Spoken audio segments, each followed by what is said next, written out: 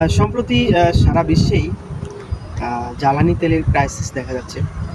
তো সেই সাথে সাথে আমাদের দেশ বাংলাদেশ তো অনেক ছোট এবং আমরা একটি দরিদ্র দেশ। আমাদের তেল সম্পূর্ণ অন্যের উপরে নির্ভর করে চলতে হয়, আমাদের নিজস্ব কোনো খনি নাই।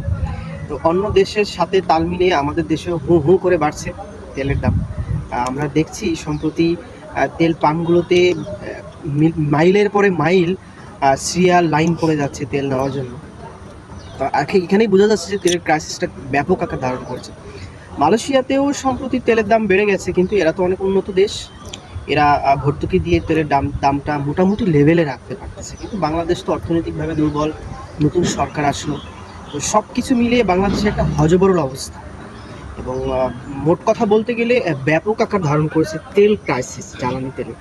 তো আশা করি এই সংকটাপূর্ণ সময় কাটিয়ে উঠবে সারা বিশ্বের মানুষ, এবং ইরান, ইসরায়েল এবং আমেরিকা তাদের মধ্যে শান্তি হবে এবং যুদ্ধ বন্ধ হয়ে যাবে, যাতে দেশের মানুষ, বিশ্বের মানুষ শান্তি শৃঙ্খলভাবে বসবাস করতে পারে।